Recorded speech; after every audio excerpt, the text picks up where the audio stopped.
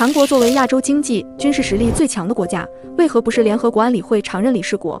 这是外国网友在海外最大问答网站 Quora 上的提问。本博坦言，这是一个充满争议和深思的话题。首先，让我们谈谈为什么联合国5大常任理事国的席位会由中、俄、美、英、法5国占据。这段历史可追溯至2战结束后的1945年。为了避免重演1战和2战的悲剧，全球各大国决定联合起来成立一个国际组织，以维持世界的和平与安全。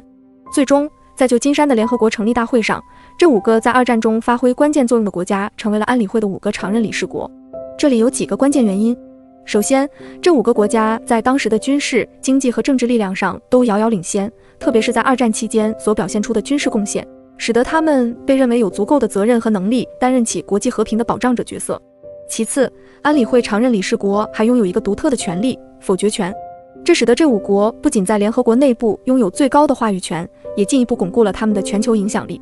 网友提到，韩国是亚洲最强的经济体和军事强国。关于亚洲最强这一说法，许多人可能会首先想到中国或日本。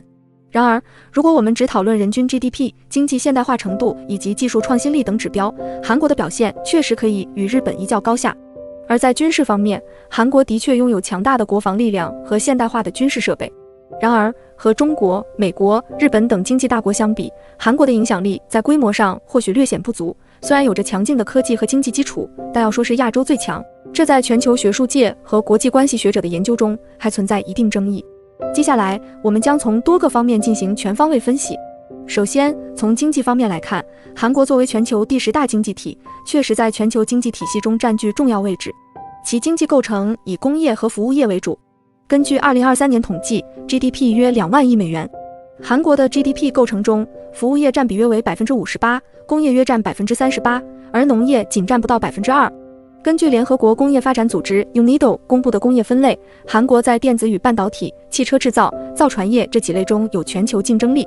拥有三星、SK 海力士、现代等大型跨国公司。从联合国工业类目比重看，韩国在上述高附加值工业领域表现突出，但在机械制造、航空航天、制药和农业设备等基础工业领域存在技术与规模限制，这也制约了其在全球工业产业链中的多元化影响力。相比之下，5常国家的经济结构更加多元且具有全球影响力，尤其是美国和中国在金融、农业、高科技等多方面均具备巨大市场份额和多层次的产业结构。韩国经济高度依赖出口和全球供应链。根据 OECD 报告，2022年韩国出口占 GDP 的比重达 42%， 远高于日本和美国。尤其是对中国、美国和欧盟等主要市场的依赖性较高。2022年，韩国对中国的出口占总出口的 24%， 对美国的出口占 16%。这种依赖使韩国在全球经济环境不稳定的情况下更易受冲击。与此同时，在某些关键领域上，韩国又高度依赖进口。根据韩国政府2022年能源报告数据显示，韩国约 70% 的能源需求依赖进口，并且在原材料、芯片生产设备等方面依赖美国和日本等国家。因此，从经济自立性来看，韩国还未完全具备独立应对全球经济波动的能力。相比5常中的美、中等大国，韩国在经济自立性上存在一定差距，这也是制约其国际地位提升的重要因素。在科研实力方面，韩国在东亚乃至全球位居前列，特别是在半导体、通信技术、生物医学等领域的创新性研究备受瞩目。2023年数据显示，韩国的研发支出占 GDP 的比重达 4.3%， 位居全球前3。然而，韩国在基础科学研究和尖端技术领域仍有提升空间，其科研成果多为产业应用型，而在基础理论研究方面对全球影响力较小。5常中的中、美等国则在前沿技术、军事科技上拥有领先优势，且在全球科研界的影响力更大。在航空航天实力方面，韩国近年来在航空航天领域取得了显著进步，尤其是发射卫星、研发运载火箭和发展航天器技术方面。2022年，韩国自主研发的运载火箭世界号 Nuri 成功将卫星送入轨道，这标志着韩国成为全球少数几个具备独立火箭发射能力的国家之一。然而，相比5常国家在航空航天领域的深厚积累，韩国的航天技术还处于发展阶段。5常国家，尤其是美国、俄罗斯和中国，具备全面的深空探索、载人航天、空间站建设能力，而中国近年来的月球和火星探测任务也已取得瞩目成绩。韩国目前的航天计划仍集中在低地轨道卫星和区域性空间探测，这种技术差距使得韩国在航天领域的全球影响力有限，难以对全球科学和军事空间格局产生实质性影响。在军用航空领域，相比5常国家，韩国在无人机技术、军用航天技术、卫星导航系统等军事航天领域的自主性不足，这使其在空间安全和全球军事监控中缺乏独立性。美国、俄罗斯和中国等国的军用航天技术已经发展到足以影响全球战略平衡，而韩国的航天技术主要用于区域防御。在国际航天项目合作上，5常国家往往主导国际空间探索项目，制定航天协议标准，而韩国则多为参与者。国际社会对于航天技术强国的期待不仅仅是经济或技术优势，还要求其在空间安全和科学探索上的持续贡献。韩国的航空航天计划整体上仍与5常国家存在较大差距。从军事实力方面来看，韩国近年来大幅增加军费开支，2023年约为520亿美元，位居全球第10。韩国军队装备现代化，拥有大量先进武器和技术，包括 F-35战斗机、现代化的反导系统等。尽管如此，没有独立交战指挥权的韩国军队的核心功能仍是依托美国的军事保护，特别是应对朝鲜威胁。韩国虽然有能力处理半岛上的中小规模冲突，但在全球性军事冲突中缺乏5常的战略能力和核威慑力。与之相比，5常拥有更广泛的军事影响力，不仅体现在战术性装备上，更体现在地缘战略布局和大规模军事行动的能力。5常拥有全球分布的军事基地，并且有能力在全球范围内进行战略干预，而这是韩国难以企及的。再从地理条件与战略地位方面来看，韩国的国土面积相对较小，南北约500公里，东西约300公里，地缘纵深不足。相比之下，5常中的美国、中国、俄罗斯等国家地理纵深为其提供了显著的战略缓冲，使其在军事冲突或经济封锁中具有更强的抵抗能力。而韩国的地理位置毗邻中国、朝鲜和日本，特别是在面对朝鲜半岛冲突时，其地理狭窄的劣势尤为明显。尽管韩国的地理位置对于美国来说有重要战略意义，但这一点并不足以支持其成为5常。韩国作为东亚安全体系的重要一环，主要是美韩军事同盟的一部分，而在全球安全事务上的领导力有限。在国家威望方面，韩国的软实力主要体现在文化输出上，例如 K-pop、韩剧和电影在全球有着巨大的吸引力。根据韩国文化体育观光部的数据，2022年韩国文化产业出口额突破110亿美元，增幅显著。根据英国品牌咨询公司 Brand Finance 的2023年国家品牌指数，韩国的国家品牌价值在全球排名第14位。然而，文化影响力虽提升了韩国的全球形象，但它并不能直接转化为政治影响力。相比之下，5常国家通过长期的历史、外交和军事投入来塑造全球文化和意识形态，而韩国的软实力更多是一种经济性文化输出，对其联合国常任理事国的竞争力提升有限。在国际政治舞台上，韩国往往追随美国的外交政策，例如参与对朝制裁、对华政策等。这种依赖使得韩国在关键国际事务上缺乏独立性和自主性。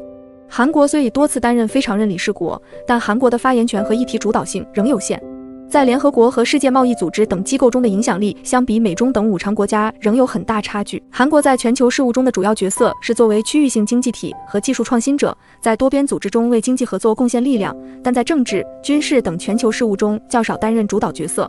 在全球治理和重大国际议题上，韩国的声音较为有限。5常承担了更多的义务和责任，并且通过安理会的否决权来维护自身的国际秩序。这种全球事务的参与广度与深度是韩国难以比拟的。因此，虽然韩国在全球经济、军事和文化等领域取得了巨大的成就，但从全球政治结构来看，韩国在联合国的重要性和影响力与联合国5常相差甚远。这主要是因为以下几个原因：经济规模上，韩国经济虽在亚洲不可小觑，但全球来看，它的 GDP 仍远不及美国、中国或日本等国家。此外，韩国的经济影响力更多体现在技术创新、出口贸易等领域，但在全球资源、金融等层面上的主导权较弱。地缘政治上，韩国的地缘政治环境十分复杂，它毗邻中国、俄罗斯以及日本，并且在中美俄大国间常常处于夹缝之中。由于与朝鲜的特殊关系，韩国在外交政策上需要谨慎平衡。因此，在全球外交舞台上，韩国无法如其他大国那样自由调配和施展其国际影响力。